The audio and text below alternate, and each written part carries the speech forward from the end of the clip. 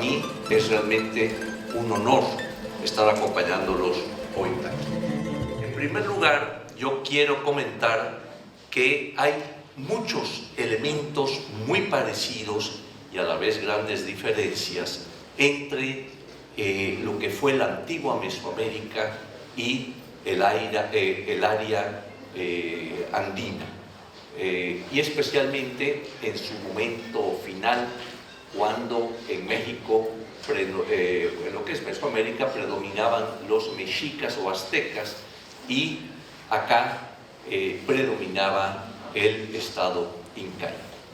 Entonces, pues, uno de esos aspectos importantes fue precisamente el de la conquista por parte de España de los pueblos mesoamericanos y andinos. Entonces, este hecho provocó o trajo como consecuencia varios aspectos, entre ellos uno muy interesante, es decir, el interés de estas gentes que llegaban, se asomaban a lo que era este mundo americano y veían toda una serie de aspectos que de inmediato llamaban su atención. Entre ellos, entre esos aspectos, tenemos las grandes poblaciones indígenas, la variedad de lenguas, en fin, toda una cantidad de presencias que hacían que los recién llegados tuvieran pues interés, por un lado, de conquistar, o sea, todo el aspecto militar, y por otro lado, el de evangelizar, ¿no? Tratar de imponer una nueva religión muy diferente, con principios muy distintos a los que habían prevalecido en ambas regiones americanas.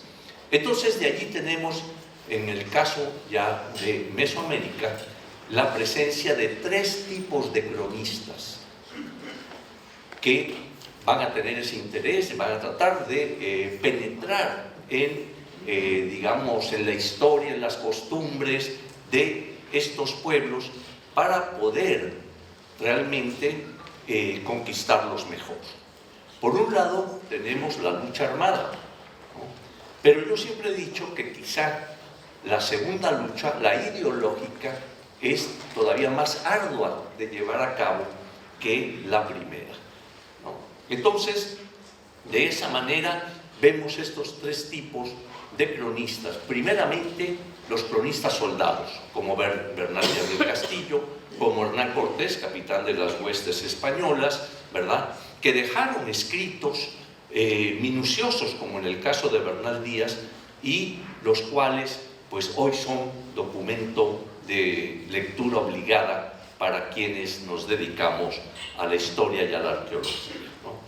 Entonces, otro grupo es el de los frailes, los primeros frailes, franciscanos primero, después dominicos, agustinos, que van llegando a raíz de la conquista de México en 1521, ¿verdad?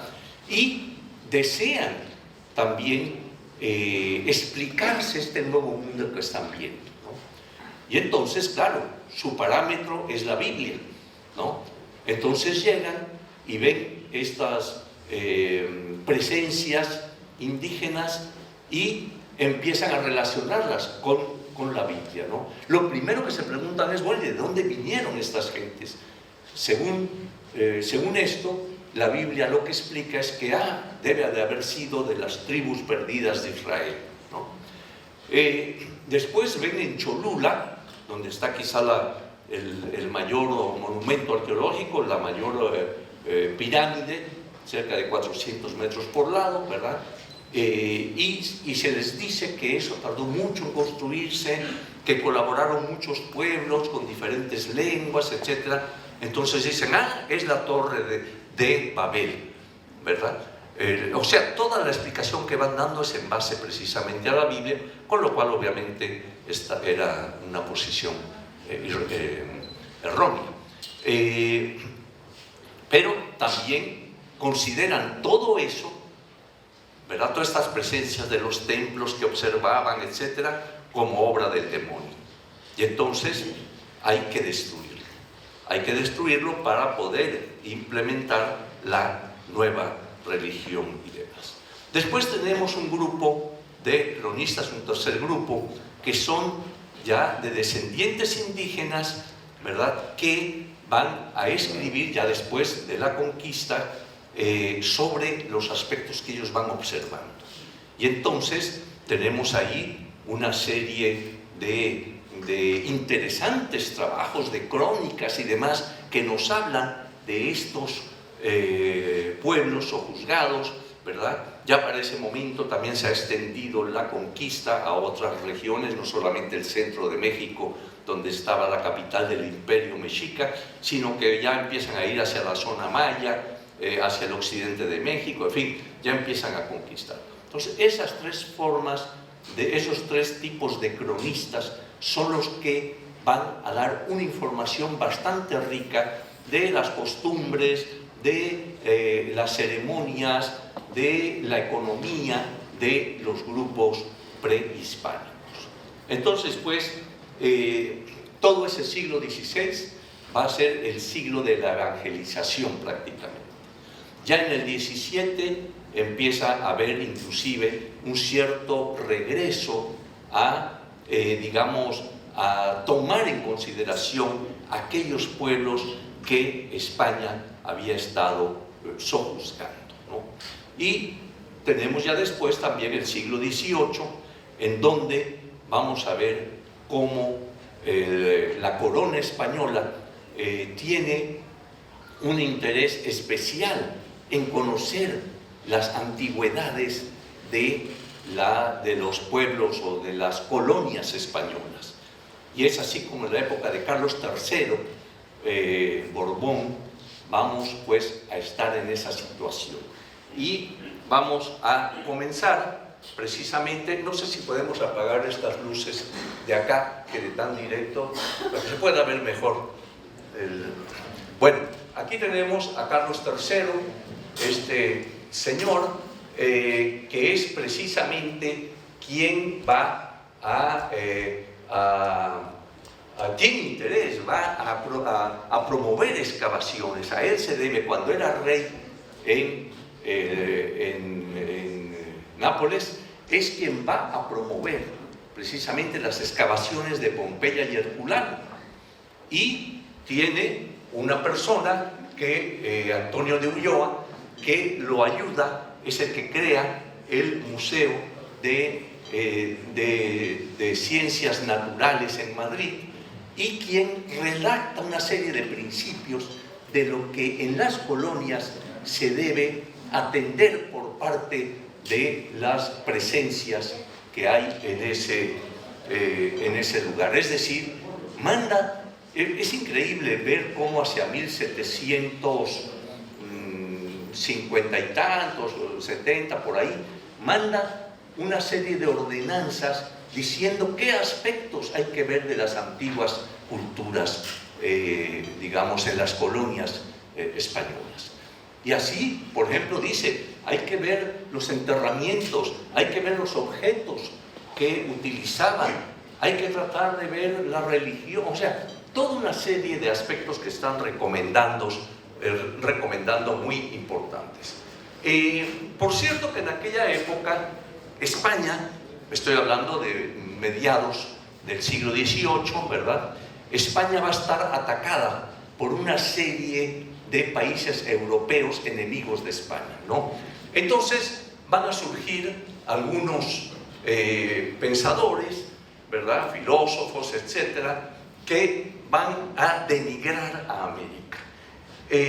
Uno de ellos, el primero, el conde de Buffon, que escribe una serie de cosas sobre América, haciendo ver que las personas, los animales, la vegetación en América era muy inferior a la europea, ¿no? Le siguen más o menos en ese camino William Robertson, que lo vemos aquí en el centro, ¿no? en esta parte, aquí está, que también en Inglaterra pues va a tener una posición de ese tipo. Raynal, Guillaume Thomas de Raynal, que lo vemos acá, en Francia, también va a atacar a España. Y hay uno que no saco aquí, que es de Pau. De Pau igualmente denigra todo lo americano, dice que es gente inferior, que esto no tiene, que no se desarrolló una civilización, y acusan a España de que España lo que buscaba era el oro, que la religión católica se había impuesto brutalmente, en fin, toda una serie de ataques de este tipo, ¿no? Entonces, no se deja esperar la respuesta de, digamos, de los americanos, ¿no? Entre ellos, recuerdan ustedes que el mismo Carlos III había ordenado que los jesuitas fueran expulsados de las colonias españolas. Y eso ocurre hacia 1767. Y los jesuitas, digamos, mexicanos, van a tener que ir a Italia a refugiarse, son expulsados y llegan allá. Y uno de ellos, bueno, varios de ellos, van a leer estas cosas que dicen estos señores, estos pensadores europeos, y de repente quieren ya responder. Y es así como Francisco Javier Clavijero va a escribir su historia antigua del México, como ven ahí, ¿verdad? Y él escribe en español, la traduce al italiano, en fin, y empieza a tener difusión. Y en ella, digamos, trata de hacer ver que no es cierto lo que están diciendo estos señores, sino que en México se ha dado una civilización pues muy notoria, con presencias realmente importantes, en fin. Entonces, esto va a resultar, digamos, como antídoto a lo que están diciendo estos individuos. Clavijero, entonces, en su libro y sus disertaciones que van anexas a este libro, va inclusive a atacar violentamente, y dice, por ejemplo, que de Pau, que mencionábamos, tiene un pensamiento como un albañal, ¿no? Así dice, es como un albañal, no tiene pensamiento, es como una basura, ¿verdad? Que ni siquiera muchos de ellos han estado en América y se ponen a hablar cosas, etc., ¿no? Pero va a haber otra respuesta, la de la arqueología. Y es entonces, ¿verdad? Si esa respuesta americana se da con los que están en Europa, ahora va a ser en la misma Nueva España donde se va a tener una actitud en contra de estas gentes. Entonces, vemos, por ejemplo, cómo de aquellas ordenanzas de Carlos III, ¿verdad?, va a surgir algo interesante. Es decir, resulta que para cumplir las órdenes de Carlos III de conocer el pasado de los pueblos conquistados, se va a dar en Guatemala el interés por parte del gobernador de Guatemala, un señor Estachería, ¿verdad?, por trabajar, por conocer las ruinas de Palenque, ruinas mayas. Entonces va a enviar una serie de expediciones a Chiapas, pues está a un lado de Guatemala, ¿verdad?, pero es área selvática, pero envía una expedición de Bernasconi en 1785, y ya tenemos los primeros dibujos de una serie de monumentos palencanos, ¿verdad?, que van a ser bastante interesantes. Bernasconi da su informe al gobernador de Guatemala, Estachería, pero se ve que no le satisface. Entonces envía una nueva expedición, ¿verdad?, ahora en la cual va a estar Antonio del Río a frente de ella en 1786, y lleva un dibujante, Ricardo Armendáriz, que es el que dibuja precisamente la torre de Palenque, algunos relieves, en fin, y ya parece que este informe ya es más a la satisfacción de esta Tachería, quien lo remite a España, ¿no? Va a permanecer allí en España este informe y no va a salir a la luz sino hasta que es publicado en inglés primeramente en Inglaterra, ¿no? Y eso va a tener consecuencias, va a provocar que más tarde, hacia el siglo XIX, la lectura de ese documento sea lo que provoque el viaje de algunos, ya después de la independencia de México, etcétera, de algunos estudiosos de la antigüedad. Ahora bien, ¿qué está ocurriendo en la capital de la Nueva España? Es decir, en México. Aquí vemos como el 12 de julio de 1785, en la Gaceta de México, que dirige también un sacerdote, se va a publicar la noticia de la pirámide del Tajín en Veracruz, ¿no? Inclusive acompañada de un dibujo. Ya desde esa época tenemos pues un dibujo de lo que era esta llamada pirámide de los nichos en Tajín, ¿verdad? Y que muestra este edificio con varios cuerpos, ¿verdad? Su escalinata al frente, en fin, y es, digamos, una de las primeras noticias que se va a dar de estos monumentos. Como ven, en Veracruz y demás es donde se va a comentar esto, pero también va a haber el interés en Xochicalco. Xochicalco está ya en el centro de México, no en el área, diríamos, costeña como el Tajín que hemos visto, y vemos que Xochicalco es visitado primeramente por este señor, José Antonio Alzate, quien va a publicar precisamente en la Gaceta de Literatura este escrito, descripción de las antigüedades de Xochicalco, dedicado a tal. Pero vean ustedes, viene acompañado de una cantidad de dibujos, muchos de ellos, pues, en ocasiones, pues, no corresponden a la realidad. Por ejemplo, esta pirámide, pues, prácticamente no existe, sino que es un poco la imaginación de Alzate que lo va a dar en esta forma, ¿no?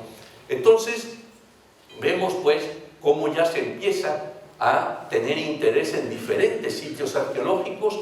Este monumento acá abajo, por ejemplo, sí está muy apegado a lo que actualmente puede verse, con una serie de serpientes aquí, figuras de individuos, en fin, ¿no? Entonces ese es este primer interés en Xochicalco. Pero va el padre Márquez, otro jesuita que también radica en Italia por la expulsión que ha hecho Carlos III, va entonces a traducir los escritos tanto sobre Tajín como sobre Xochicalco al italiano, para dar a conocer allá y seguir oponiendo de que vieran que sí había grandes monumentos, etcétera, en contra de lo que decían aquellos enemigos de España. Sin embargo, va a ocurrir un fenómeno interesante. Resulta que muere Carlos III, sube su hijo Carlos IV, el cual en realidad no tenía interés en la corona.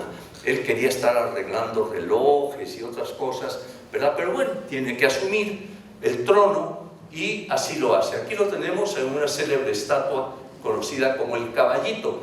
No era muy brillante, no era como el padre, como Carlos III, por esa falta de interés quizá se le veía más opacado, ¿no? A grado tal que en México esta estatua se conoce como el Caballito, o sea, fue más importante el jumento que el que está arriba, ¿no? Pero bueno, ha dicho algún escritor que es un bruto noble subido sobre un noble bruto.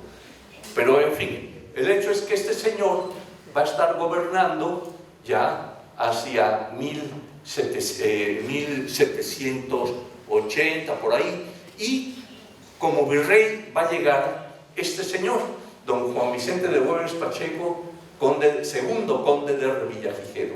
Y este señor sí es un hombre emprendedor y ordena que se hagan trabajos en la Plaza Mayor de México, ¿no?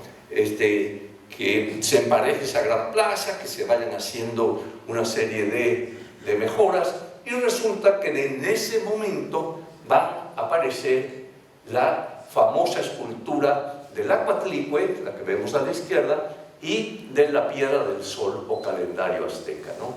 Entonces aparecen durante esos trabajos en la Plaza Mayor de México. Allí van a aparecer, acuérdense que esta escultura del Acuatlicue tiene por lo menos 3 y pico metros de alto, ¿no? Para dar una idea. Y el mal llamado calendario azteca tiene de diámetro, el que está aquí a la derecha, más o menos aproximadamente 3,63 metros 60. O sea, son grandes monolitos que representan a la diosa de la tierra, en el caso de Acuatlicue, y en el centro, en la Piedra del Sol, vemos precisamente a Tonatiuh, el dios solar. Entonces aparecen estos dos monumentos y claro, ya ha pasado los siglos de la evangelización, de la lucha ideológica, etc. Y entonces el virrey, que hemos visto, ve la posibilidad de también demostrarle a estos pensadores que estaban atacando a España que no tienen razón. Y entonces ocurre un fenómeno interesante. Mandan a empotrar el calendario azteca, la Piedra del Sol, en la torre poniente de la catedral, ahí a la vista pública. En cambio, al Acuatlicue no la entienden, y entonces la mandan a los patios de la universidad, de la Real y Pontificia Universidad, ¿verdad?, a unos cuantos metros de ahí del centro de la Plaza Mayor de México, y está allí expuesta por un tiempo, ¿no? Pero ahorita van a ver lo que va a ocurrir. Aquí vemos cómo, digamos, en pinturas de la época, esta que vemos acá arriba, vemos al llamado caballito con Carlos IV encima, allí en medio del patio de la universidad. Y la Acuatlicue es trasladada y enviada y colocada en un rincón de este pasillo, ¿no? En cambio, la Piedra del Sol, vean aquí, esto ya es una foto, porque estuvo aquí casi un siglo, empotrada en la torre poniente de la Catedral de México, ¿no? Entonces esta es enviada acá y esta acá, a la luz pública. ¿Qué es lo que provocaba esto? Pues que el virrey quiere aprovechar para volver y seguir desmintiendo a estos atacantes y enemigos de España. Y dice, vean, aquí esta piedra solar, ¿verdad?, muestra los días, aquí esta franja, esta banda, tiene los días del mes náhuatl, que por lo general eran de 18 meses de 20 días cada uno. Entonces tiene los 20 días aquí colocados, ¿verdad? El sol en medio, las 4 aspas, estas 4 partes en donde están los ciclos o edades. O sea, es un círculo perfecto, ¿verdad? Ha sido tallado no con metal, sino con piedra, lo que marca un ingenio. O sea, ahora los españoles pues tratan de reivindicar al indígena, haciendo ver cómo sí era un pueblo avanzado, que sí conocía, tenía todo un calendario, etcétera, etcétera, y no, como decían aquellos enemigos de España, que era un pueblo bárbaro y demás, ¿no? Ahora ya cambiaban los papeles. Los españoles defendían lo indígena después de haber arrasado en el siglo XVI, ¿no? Este es un caso muy interesante, porque resulta que Fray Servando Teresa de Mier es un dominico que ya empiezan ciertas ideas independentistas, y estas piezas aparecen en 1790, la que hemos visto, Y Fray Servando, 4 años después, en 1794, se le pide que dé un sermón en la Basílica de la Virgen de Guadalupe, ¿no?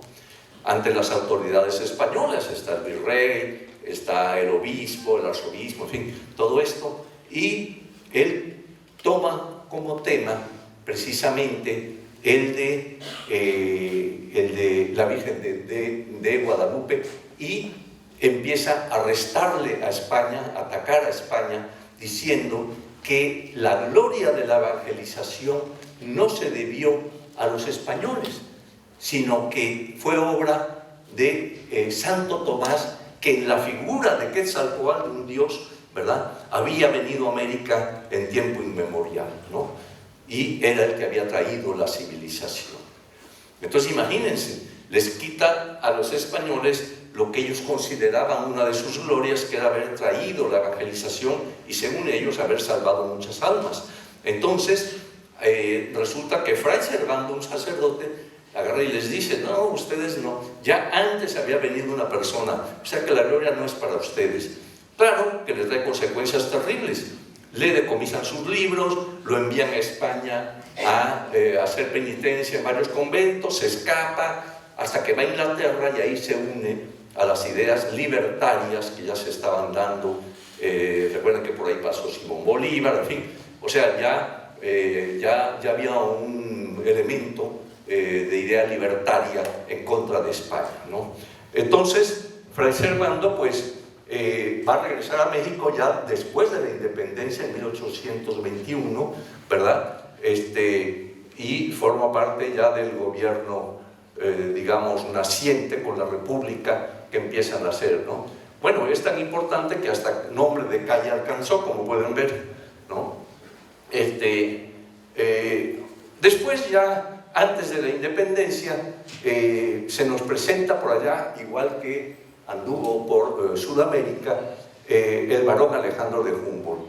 Humboldt va a ser importante porque escribe un libro que quizá algunos de ustedes habrán leído, sobre pueblos de las cordilleras y monumentos de los pueblos antiguos de América, una cosa así por el estilo, ¿no? Sitios de las cordilleras.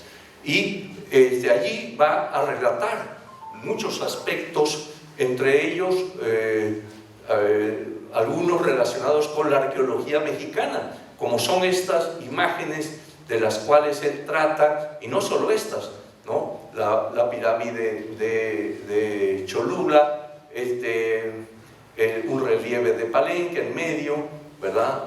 Una figura azteca, en fin, pero mucho más. Habla del Acuatlicue, habla de la Piedra del Sol, en fin, tiene bastante interés. Y la última presencia de los Borbones es un personaje, Guillermo Dupé, que va a hacer 3 grandes recorridos en Mesoamérica, bastante amplios, y va acompañado de un artista de Castañeda, el cual hace muchos de los dibujos que ustedes ven aquí, ¿verdad? No era un dibujante muy bueno, ¿verdad? Estas son las lápidas de la ciudad de Monte Albán, en Oaxaca, en la cual vemos los llamados danzantes, ¿no? Total, que damos un salto y llegamos ya el México independiente, ya se ha liberado de España, empiezan a surgir, a consolidarse la República, y vemos cómo llegamos ya al año de 1884-85, por ahí, en que don Leopoldo Batres, este señor que ven aquí tan elegantioso, quien va a crear digamos, una dependencia gubernamental que se va a encargar de la vigilancia y protección de los monumentos arqueológicos, ¿no? Entonces, él crea esta inspección de monumentos y va a ser su director, y va a aplicar, pues, las primeras normas de protección a los monumentos. Y vemos, ahí está el calendario azteca empotrado en la torre de la catedral, ¿verdad? precisamente le va a tocar a Batres trasladarlo al Museo Nacional. Museo Nacional que había abierto sus puertas desde 1825. Entonces allí se van a ir concentrando todos los objetos de la antigüedad que se van recolectando, ¿no? Y él hace el traslado de esta pieza, la lleva al museo, estaba a una cuadra de la catedral, donde estaba empotrado el llamado calendario, y pues hay todo un canto que en aquella época sacan sobre digamos, ese traslado de la pieza azteca, ¿no?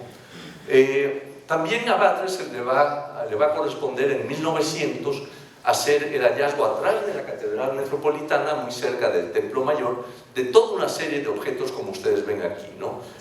Estos sahumerios policromados hechos de cerámica, máscaras, cuchillos, etcétera, etcétera, como se ve en la otra fotografía, ¿no?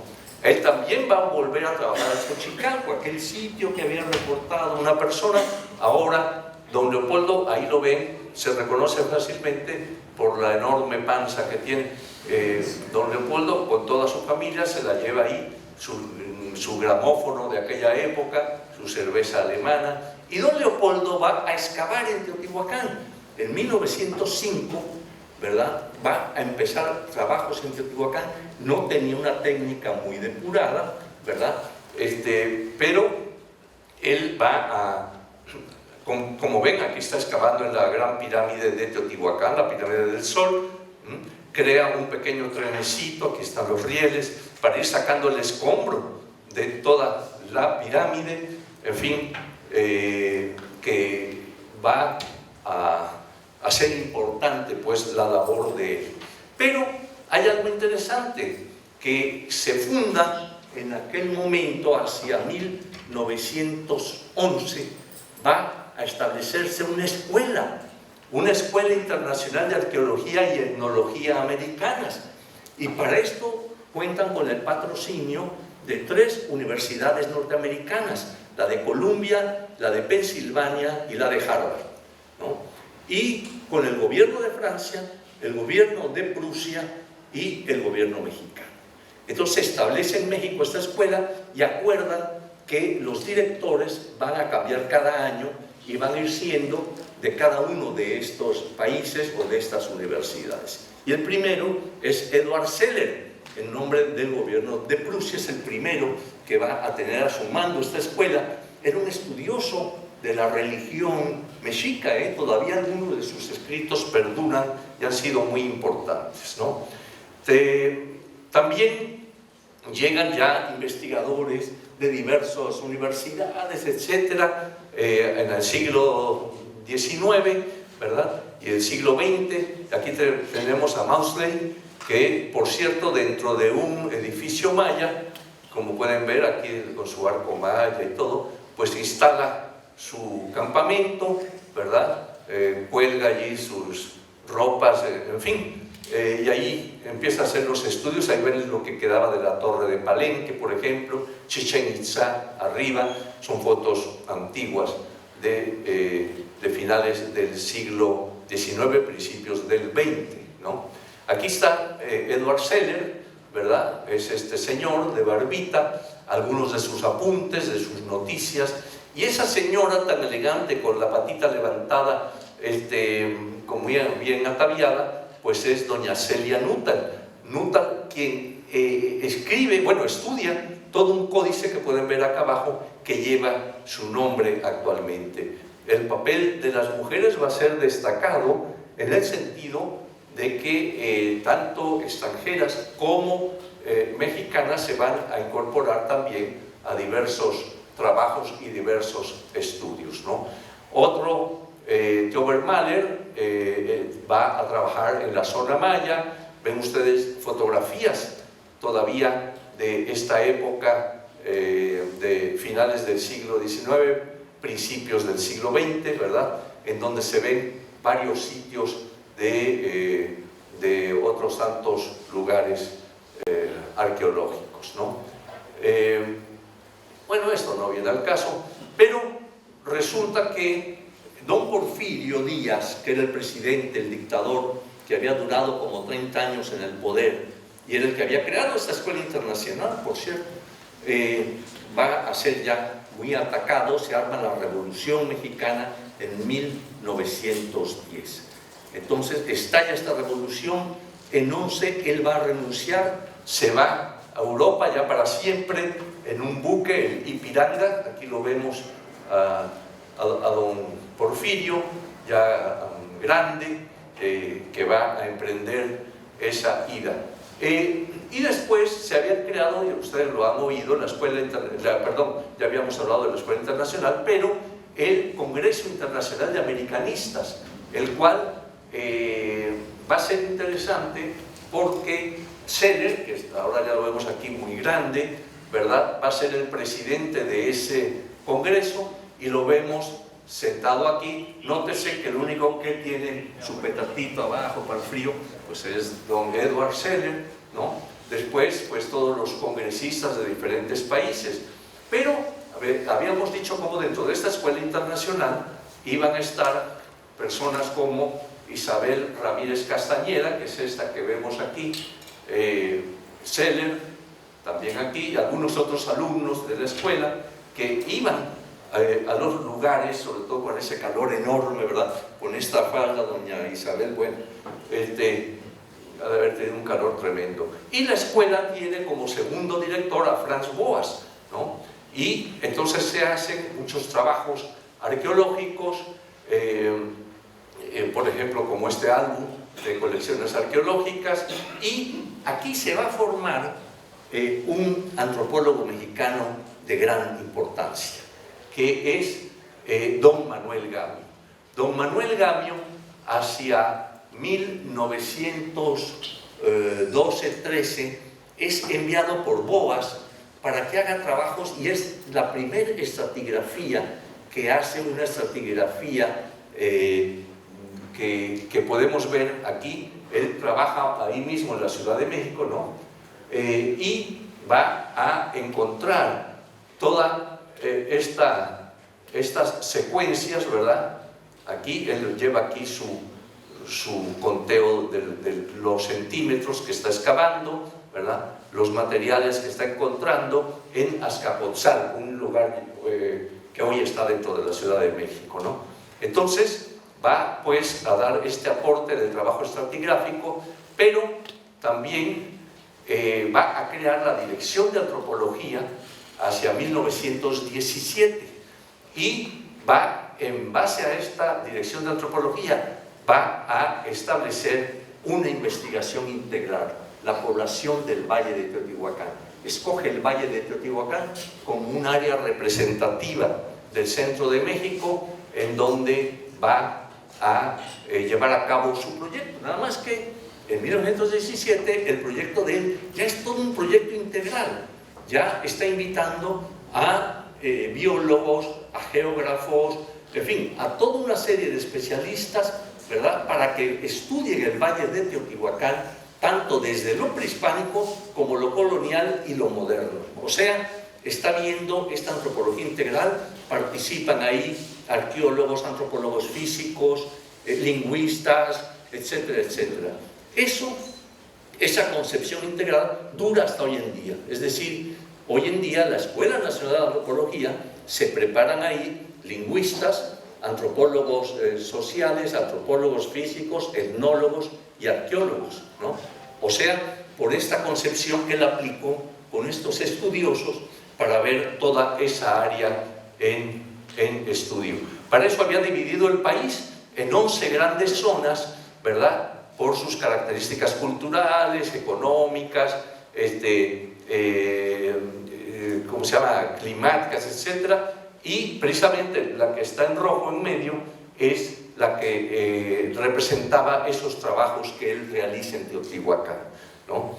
La población. Y hace estudio en la población moderna, ¿verdad? Aquí vemos, son 3 tomos que él llega a publicar, y entre ellos, aquí por ejemplo es el de la población prehispánica, tiene el de la población colonial, hay varios estudiosos que van con él. Aquí está lo que él excava, por ejemplo, en Teotihuacán, en la Ciudadela, este monumento. Ven ustedes en los dibujos allá cómo están los montículos, después cómo empieza el trabajo y finalmente cómo se conoce, que es la forma que actualmente podemos apreciar.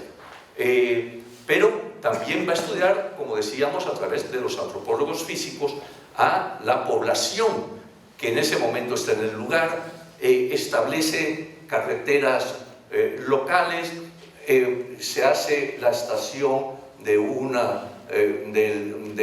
tren para comunicar mejor a Teotihuacán, crea una serie de artesanías para la población. O sea, no solo atiende el mundo prehispánico representado en la gran ciudad de Teotihuacán, sino a la población y la repercusión en la colonia y la repercusión en el México moderno, de la época de él, obviamente, ¿verdad? Ve las cosas agrícolas, prepara a la gente con cursos que llevan a cabo en ese lugar. Aquí ven algunos de los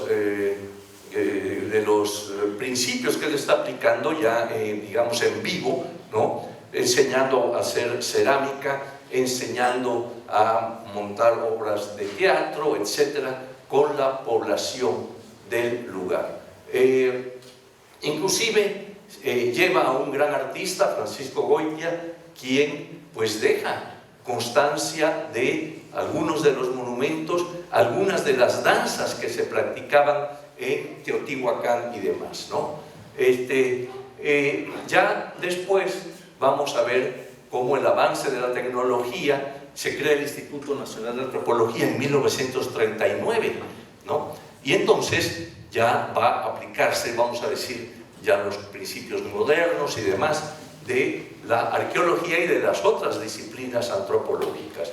Entre las cosas interesantes tenemos el descubrimiento de la tumba de Palenque por Alberto Ruz. Ahí vemos a Alberto Ruz, ¿verdad? Tenemos también el arquitecto Ignacio Marquina, quien había trabajado con Gamio en Teotihuacán y que escribe su libro Arquitectura Prehispánica, que es un clásico de la arqueología. Y ya llegamos a momentos en 1964, cuando ya se va a crear el nuevo Museo de Antropología en Chapultepec y se va a trasladar la Piedra del Sol, aquel calendario azteca famoso. Ven aquí cómo está siendo embalado para trasladarlo al bosque de Chapultepec, donde se hace el nuevo Museo de Antropología. Aquí ya lo tienen, el Museo de Antropología con sus salas.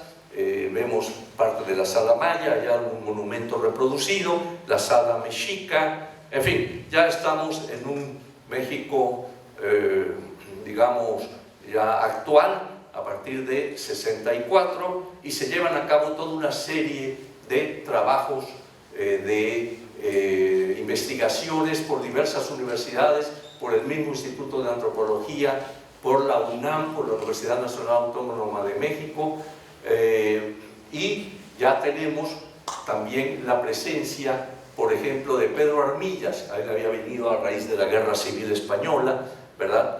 Y venía con influencias muy fuertes de Gordon Chai.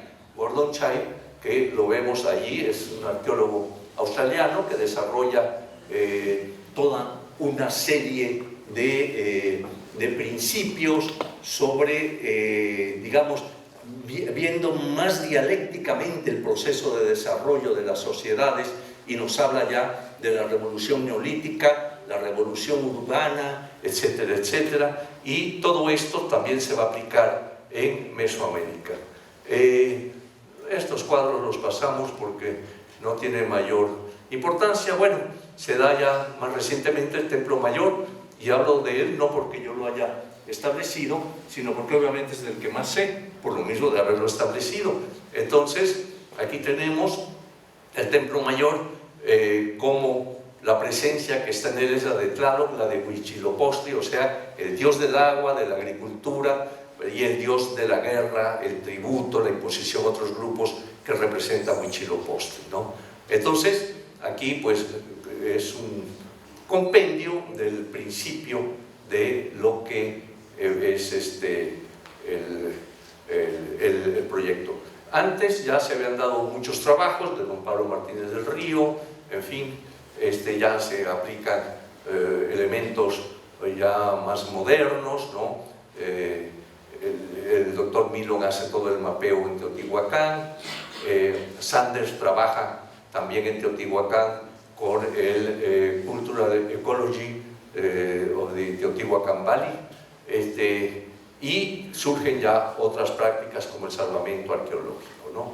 Pero yo creo que aquí lo vamos a dejar para poder dar paso ahora a la presentación del libro, para lo cual nos acompaña el doctor Millones, también están Denise y Ruth para hacer esta presentación.